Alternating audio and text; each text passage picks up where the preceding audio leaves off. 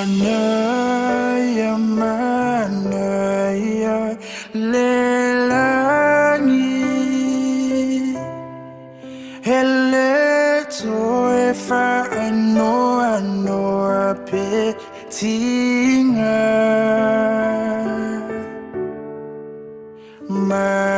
Manaya, manaya, lelangi. Hele toyai onifa tofa. Fa'alongo ile ai manaya. Ole tua naia faia mapulea. Vai mai ona vai ma nanaya. Ona la savalia yepe oni auro. Manaya, manaya, lelangi. Hele toefa ano apetinga.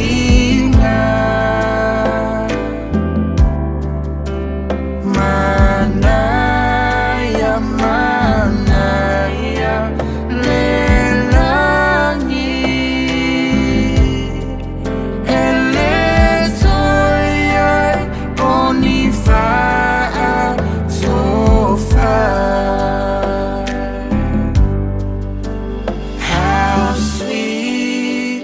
How sweet is the heaven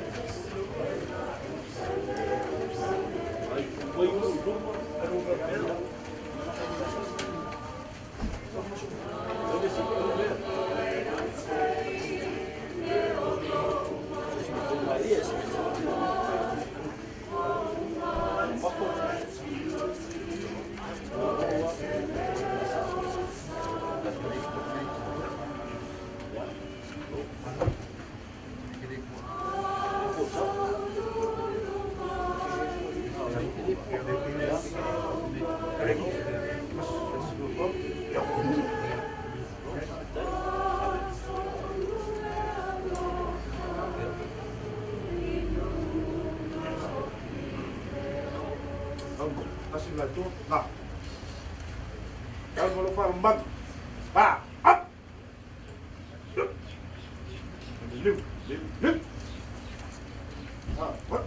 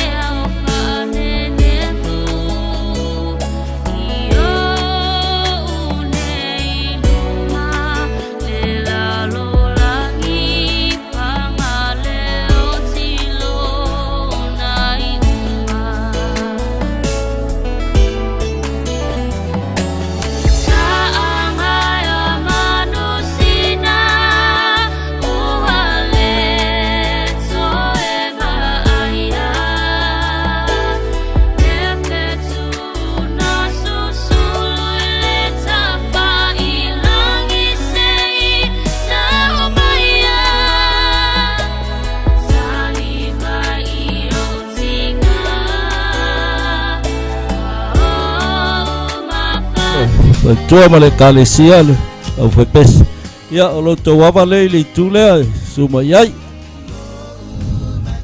tato ainga ia suma I tonu le tule tau mata wa ia ai fa lao le si tule mo le au fepes ma le kalesia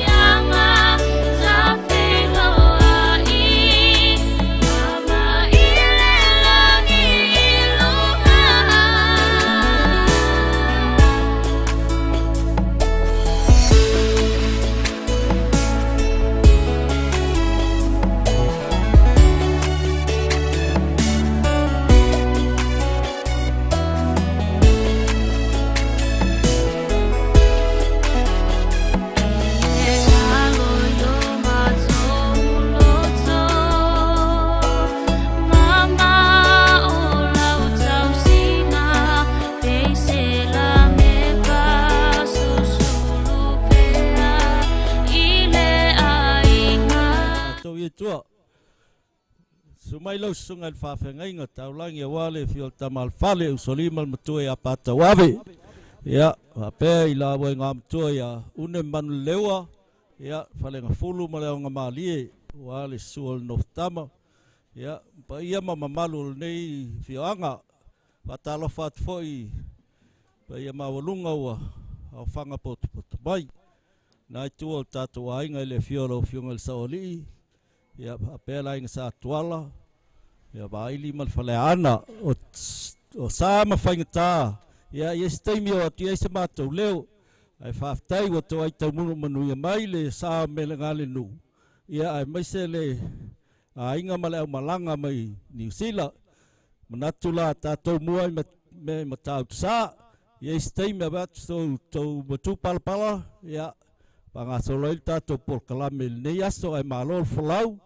Malo le lato ile ea, le lato ile ala. Tātou whailoa ilu mole nu. Ai leo tua nu. Ai la fotuia i lau sunga mosa ma leo whainga luenga. Ia, te taina i tātou i se tātou whaftai.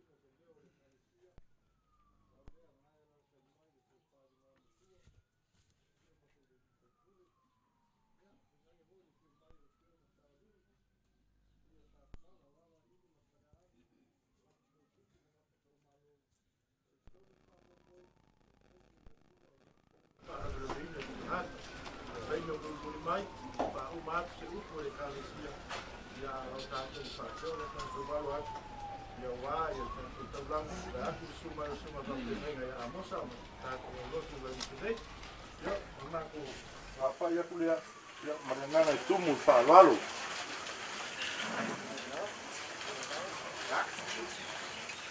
Eso deve não é mais que o que faz. Foi bom para o fato.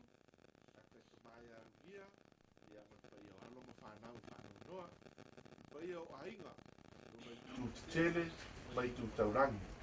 Ya, tak fatu mai se lau whainga le pa ia le tua, ya tātou mafuta ai. Ya, ole tapo inga amata nei, man saungi atu mo te sauninga o tātou tina, e la tātou saungi whaamamai atu ai ngā teia. La tātou tapo ai le tua, mo whai atu fo ia kopo ia te tātou, ya o tau tanu lava au, whaatasi ma o tamaa, I le ana o lo i le whanua o e whirona o le sahitini. I le nuu o kanana. Tātou te talo mo le nganga pa ia, tātou wifo ma te talo. Ua mātou iai le nei vaenga o le aso le ali ie. Le aso o whaapitoa lava mo la ua fio, mātou te tāpuai. Mana tu natu wai I la ua fio I lo mana, ma lo sili sili ese. Ya o le fo mātou mangaia le tino maliu o lau o ona. Le tina ia fu tino sa mātou mafuta, ngalu lo iai le soi fuanga le nei. A ue wha mana maina na whiau mana ngā ruenga. Ia o mātou te taro whaafutai na ue taitai manuia mai. Na lātou fōlonga, ma te whai malanga mai lunga I vasa I fia. Lunga le ea, lunga le sami, ma lunga le lau I eli. Leo tau nuk mai I whanua, ma na mātou nuk ma le ainga. Wā ona to e saunina. Ia mātou te talo, whio mailo nganga e tau tō waina I mātou umalawa. Maisa na mātou ngā ruenga wha mawhanwhana, ma ia tau tō waina I nganga o lau whio. Ma ia iuai, I le vi inga oilo mātou te mātou te talo, ma leo lena ia le lau suafa Iesu. Amene. Nā tātou pese I le tua, le pese fitu spuman fitu, a mai a lea, to le yatu le sunga le ao ya tunang e fonga ina fiong pa ia le tua so ai ma le sunga le ao ya ki mala sana ya wale sa dia o tatu tar sanga pese fitus fu mal fitu ta pese pata sai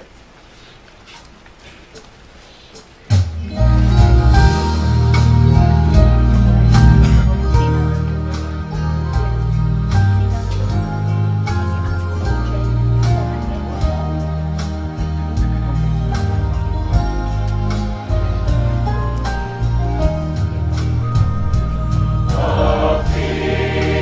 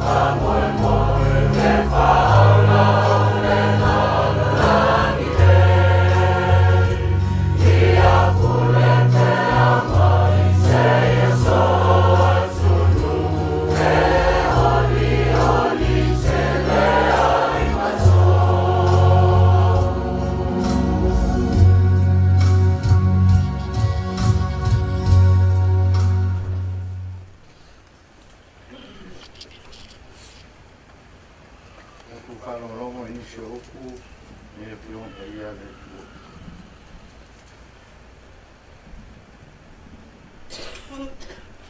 Zato tusi fai tau mo le nei a fiafi mo mai lea ele.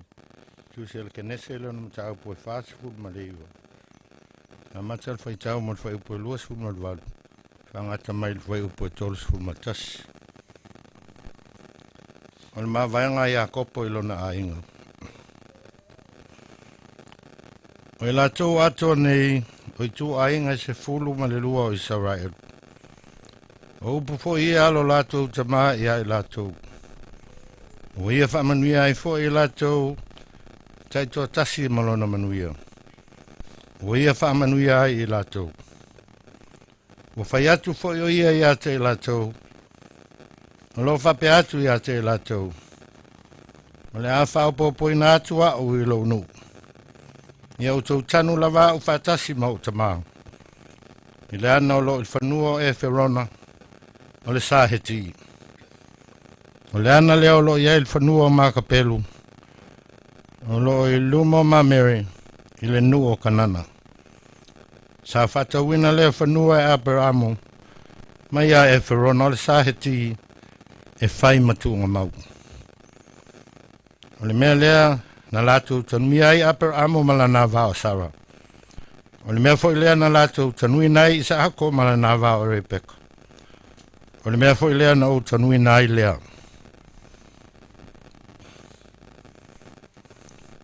From the King James Version,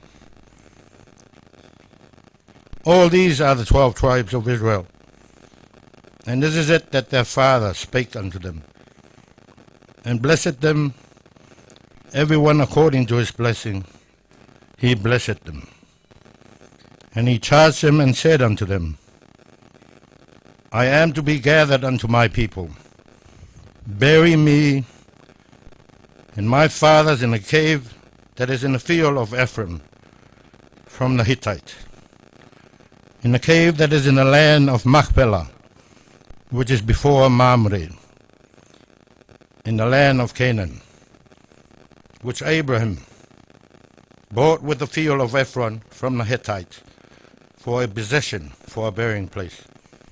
There they buried Abraham and Sarah his wife. There they buried Isaac and Rebekah his wife.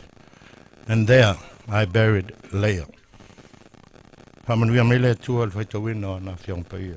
Ya te ia pia lui inga man whane tala. Nei se ia al whawau.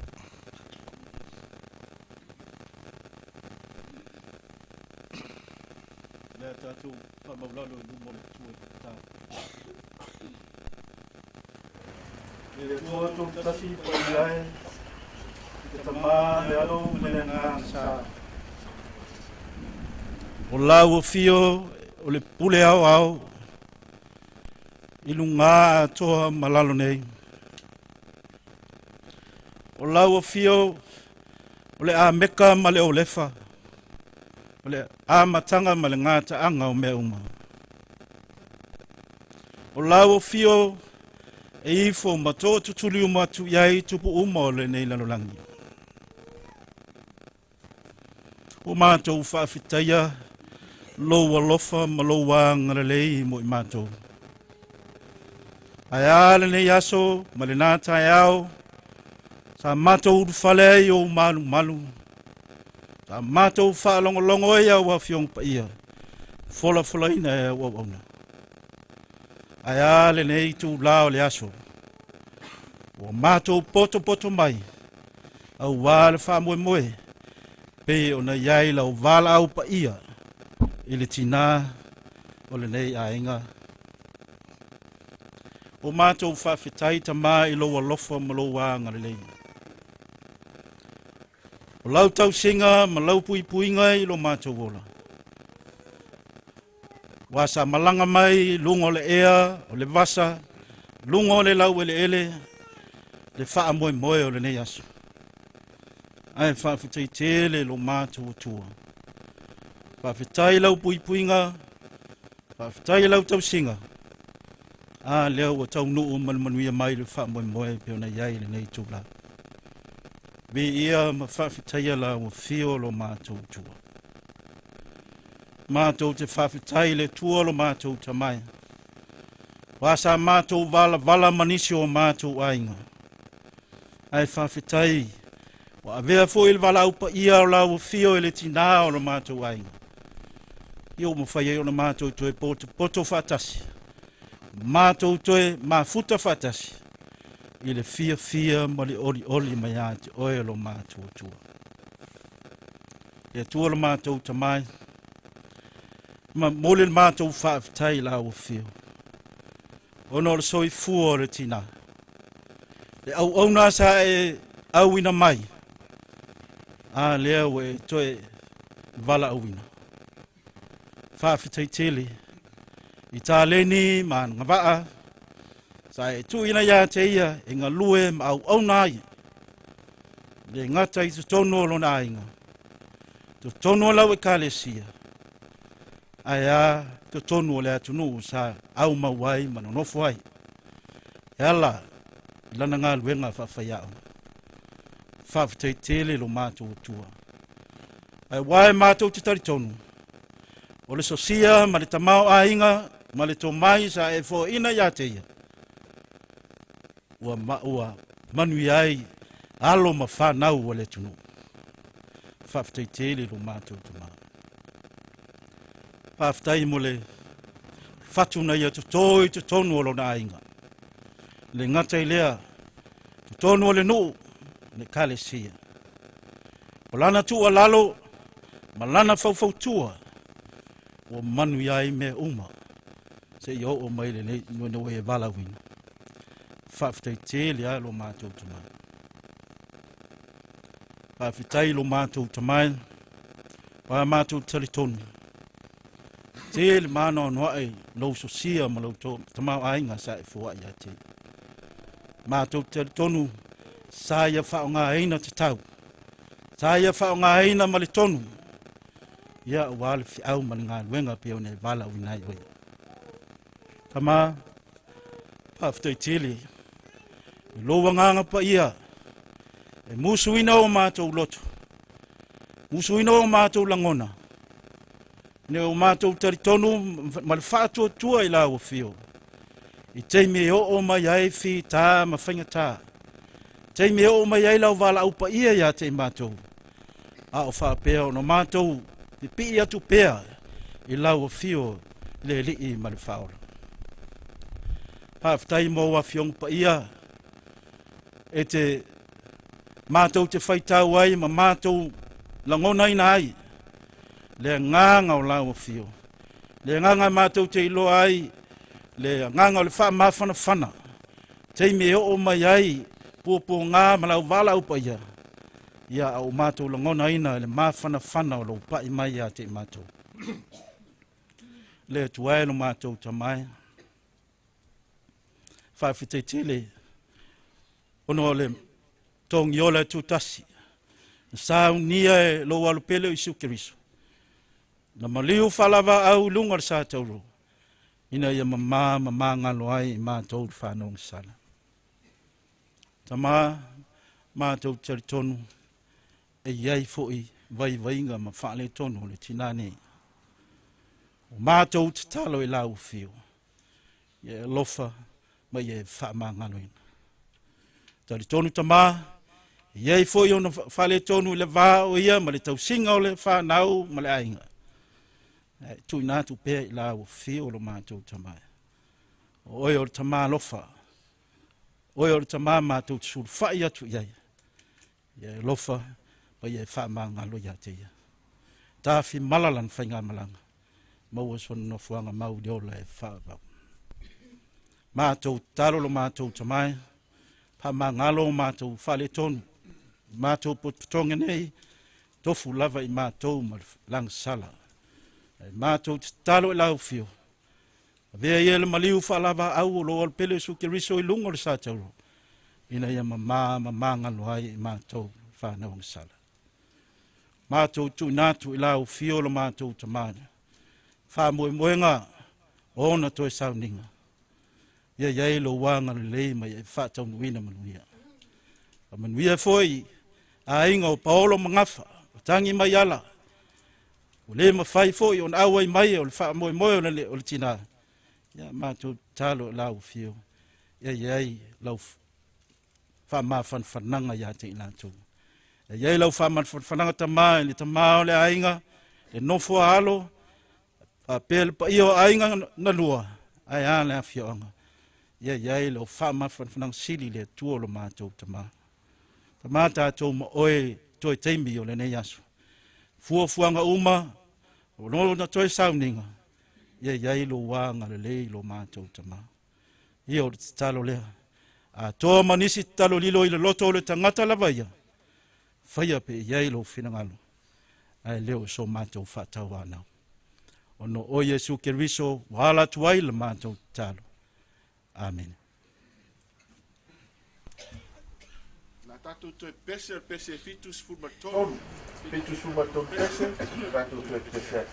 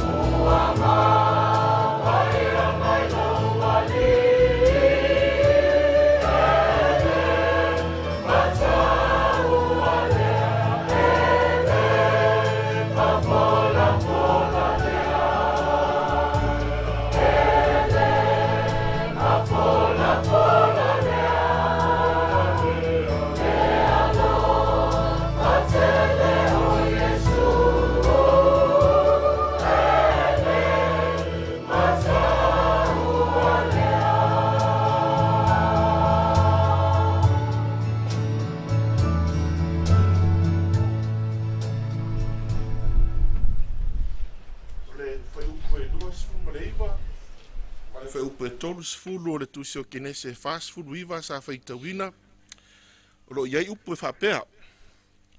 Ua whai atu fo ia kopo ia te ilatou ia o tau tanu lava hau whaatasi ma utama i le ana o lo i le whanua o Efirona o le sahiti i le nuu o kanana.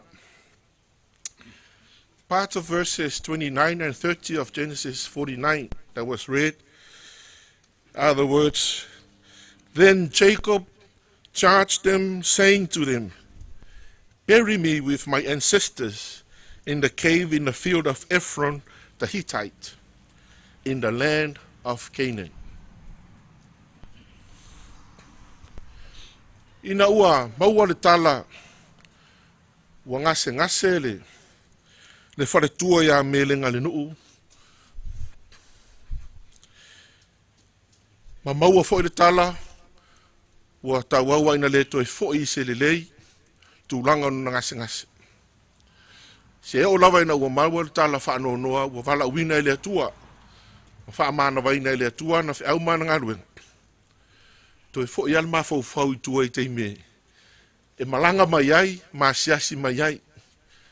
Pe ma te malanga atu fo i Niusila, ai asi ane. Pa wai o fōringa, o mele te maita wina. E o ilana talanoa, e o ilana whaasoa. Le tangata na te whaata waina lo na whaasino manga. Many times we have met mele, if not in Samoa, in New Zealand. This is the mele I knew. The ones who put a lot of emphasis in their identity, your identity, especially her Samoan identity. Lona whaasino manga wha Samoa. E le ngata i le tū ma le anga nuu, a lona whaasino manga i le mea e saso i fua maola mai ai. Ia peia upu le, maane le sao ali, le tamafo ia toi sulusulu, ma vai atu. Lona tala le ainga o te muli mawina. E lua me lotu el tangata o le ainga o tau. Aile o sa tapuala o vai moso. O le whaasino manga le na. O le tinale ia mele. Sa au maita wina ma moli mawina. Le foi lau whaalongo longo a ma le toa ma le manino. Le talaanga o lona soifua tautua. Lona soifua au auna. Sa tu ua ilo na ainga. Tu ua ilo na nuu. Tu ua ile atunu, ai au mau i Niusila. Whaatau ai mele, lona whaasino manga. Whaatau ai mele, le tūlanga o le whaasino manga o le tangata Samoa. Ilana tū, ilana anganu, o lana tautala. So o se mea lava e whai le tangata Samoa, e maisa i atunu mamau, pe i Niusila. O i ailo ai, le tangata malona whaasino manga. A tonu le ua tāua ma fiso o tai le lei, le soifua leo mele. Ma le mea sa ia whaata waina i lona soifua a toa e o lana au aunanga. Le lava buho o i le toi teimi. A tonu o lana mamaenga fo i lea i aurungia ma le whanau ma pa i o ainga. Whaata ua lona whaasino manga. O le whaata waina i a kopo i nei. O le mea toi tanu ai o ia. Peona ia mawai ai o nā tali e tō sifun le lua. Tā ua ina ia toe ave lava ia, ia tanu whaatasi maon tamā. Il whanua e Efirona o tangata sa e ti, o loo i kanana. A o iai ia kopo, malana whanau ei kupito. I le mea sa no nofu ai, le mea sa ngālu lua e matautu ai. O le mea foi sa lato mawele tele o whaamanuianga. O le whailonga le whaatau waina i a kopo o lona whaasino manga. Tāu o le whaasino manga pe o na tātou whaitau iai, leanga o le nuu leo kanana ma le leo kanana. O le whaamanuianga lea, a lona ainga, ma lona whaasino manga mai lea tua. O kanana foi, lo iai le whaamoe moe o i a kopo, e le ngata ina ia teu whaatasi ai, ma tanu whaatasi e o ia, maona tua a, maona mātua. A o le whailonga, o le mafuta whaatasi o lona ainga, ma lana whanau. Le fasino manga lea. Taua ia Iakopo. Le ngata o le lau ele ma le nuu na whaamanuia ia ile atua. Ma fola fo ile atua. E awala ma ile tele o whaamanuianga mono ainga. Lona nu. A o le taua o le loto whaatasi. Feso o tai whaatasi. Ma le mafuta whaatasi matua ama matua. A o le mafuanga e tasi au te iloa. Le taua ia Iakopo. O ise tangata e toe fia foi kanana. A o lewa iai ai kupito le meolo iai whamanuianga o ia malana whanau. Tari tonu a Iakopo.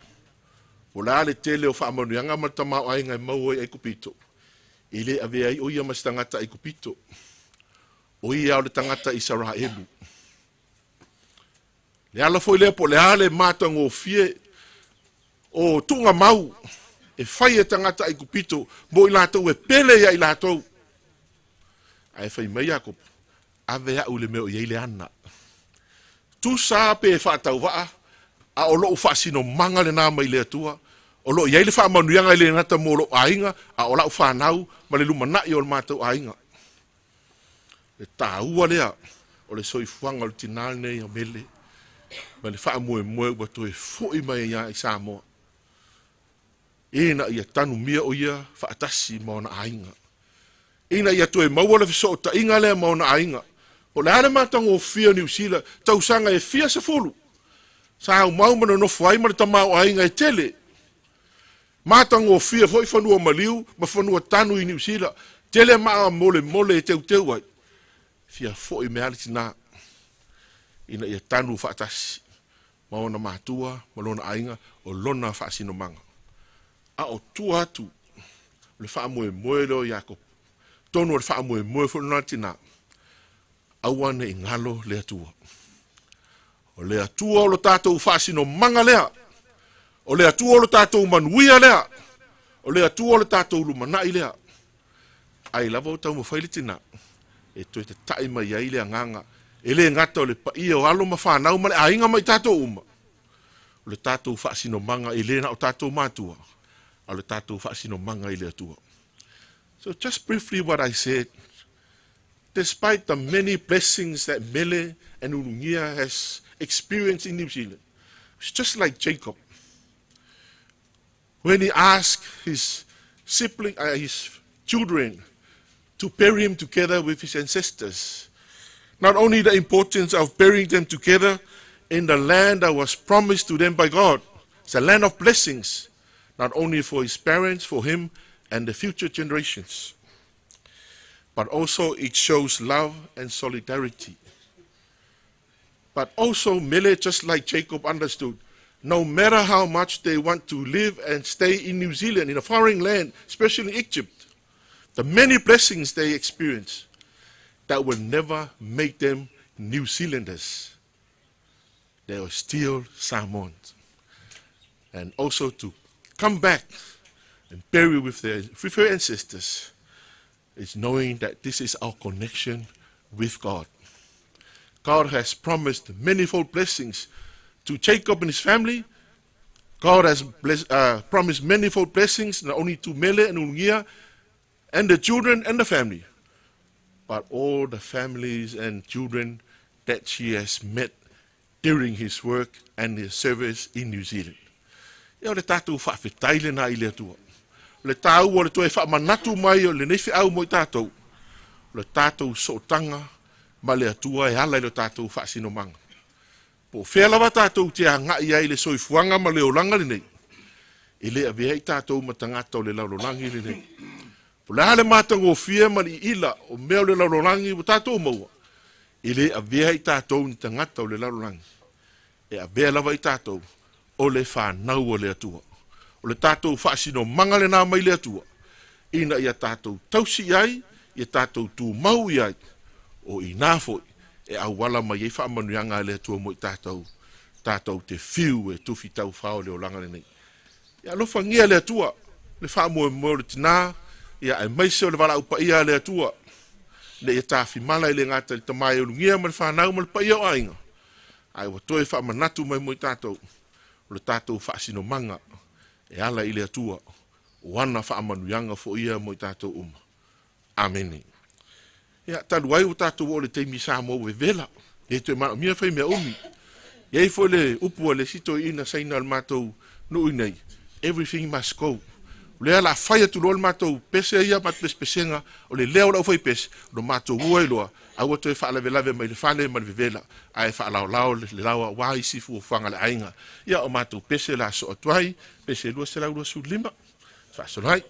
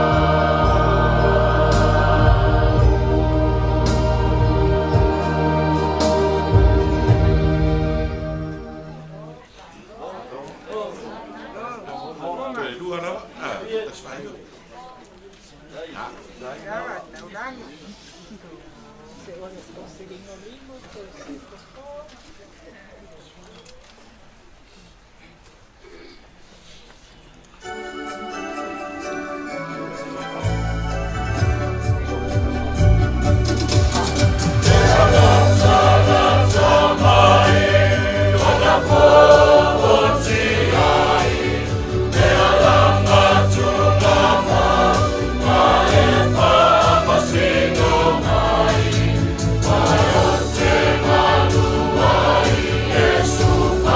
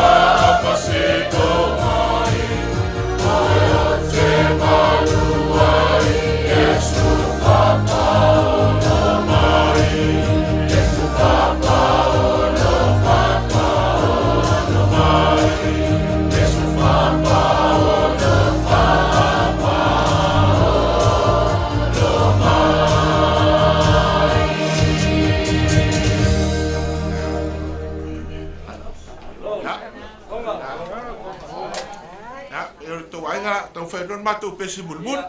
Ya. Tau fai dia.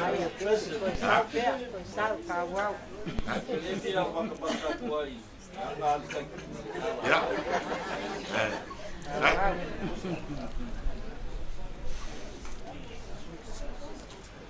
Tes tu.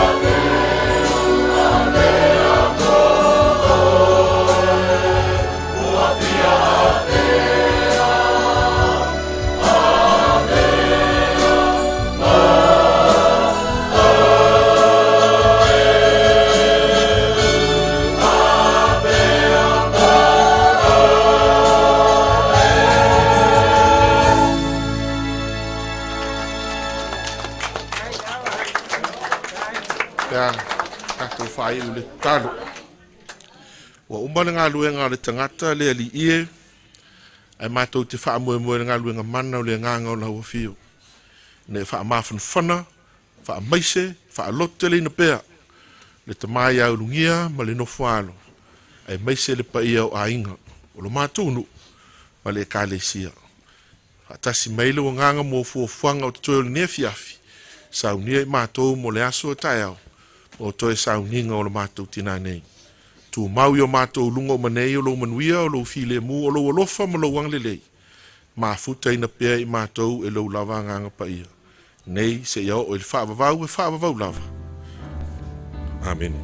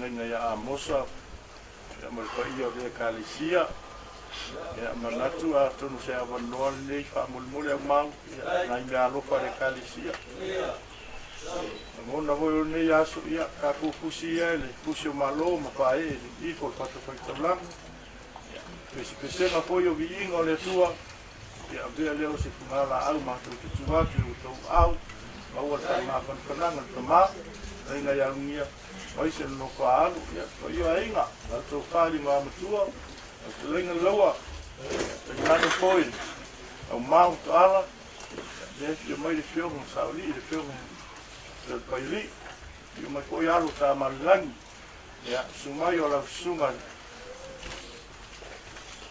Olha um comai sunga ia e momoli atu ia loka anga ni e kalisia wa ka moi tua le malo ma le vala ko ia le tua le tatu tina ia na matu manatu le ia leo wa pena le ma tanga tina sunga le te kono ma ia ma tanga tina le na lofa ka tawa wa la su pia o tatu tina ia se leni la o tanga fayati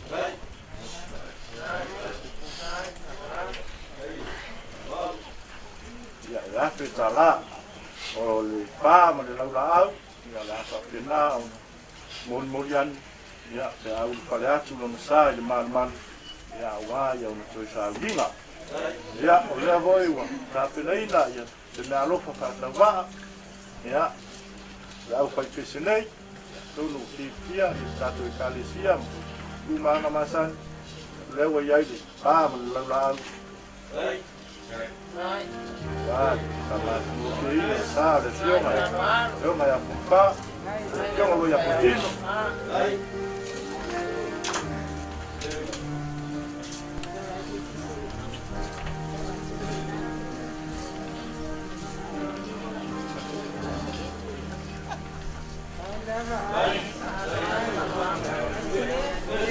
Ya, olha tu se ele patava, nasce lá. Ia, o foi a upo le kalisia ta kolot lo kuia le tua ia ko fuanga aso ta tina o pa pena au manu me uma no na no pa manu na le ia so ma tablea ia te vai ngana pia ia atu la trainga au mau ia para ngang pa lau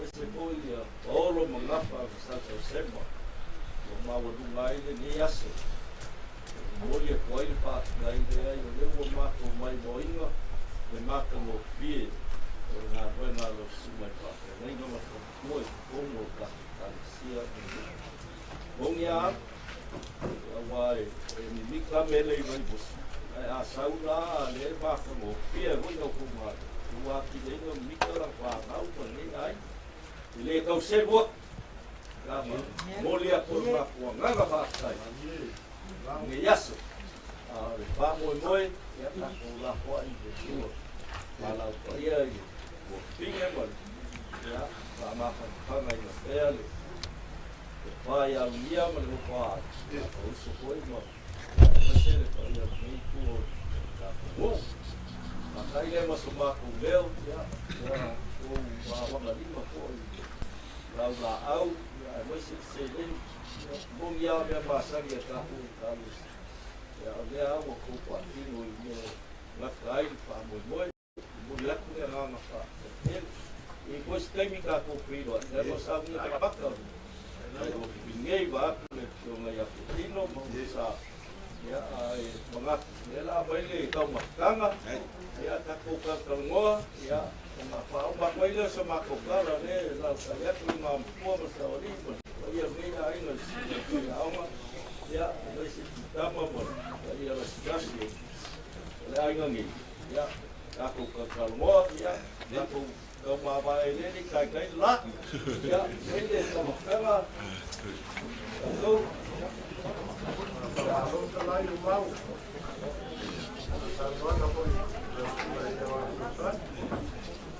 aku nak aku berpinang mai aku sini lah lusa Mami ni pai mana piaki mata tu mata.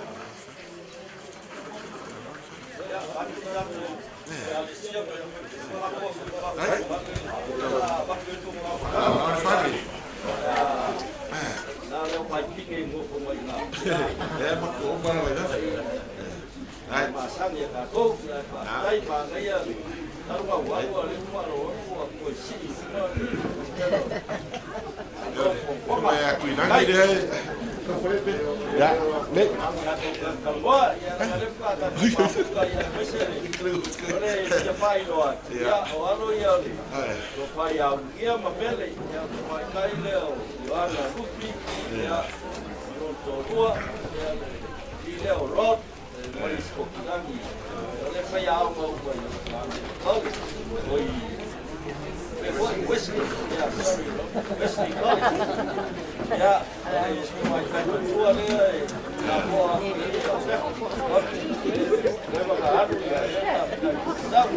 ya, tinggal lagi kita ya kan pemain ya orang yang langi ya, lonarik kali ya, sun, kami lepka ya, lain lah, ya, kalau tambah mana udah dua, ya.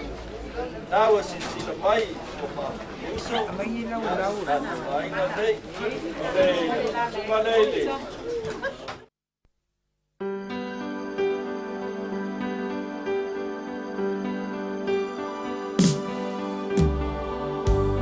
Ao ono fono pea na wa o ilo ma ainga malutina le tasias. Ono o faile se manatu fa pe ya te a. Sa o tusi na rosa tusi. Ma tu i lunga le lau. Ai o le se atu mai fale. Ma ina ua taunu mai lo tina i le fale. Sa ia lo ina la tusi. Ma o upu ia sa tusi ai. Tina ea. O te manao i e te tongi na mai e te au tupe mo o ngā wenga ia. O le sasa ina le vau. E 5 tāna. Lo tai na mai o alala mo le tafi i asa uma. E whātala. O lo fuluina o ipu i le tele o taimi. E 3 tāla. O lo tai na lo tota i taia uma. E 2 tāla. O lo te wina moenga i taia uma. E tāla. Ma le au whai. E se fulu ma le 5 tāla.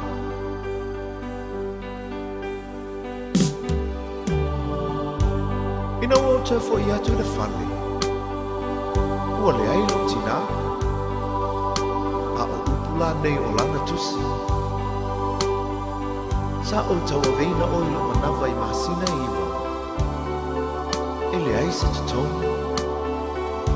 Sa o whaasusu ma fufanga ia te oe. E le ai se tutongi.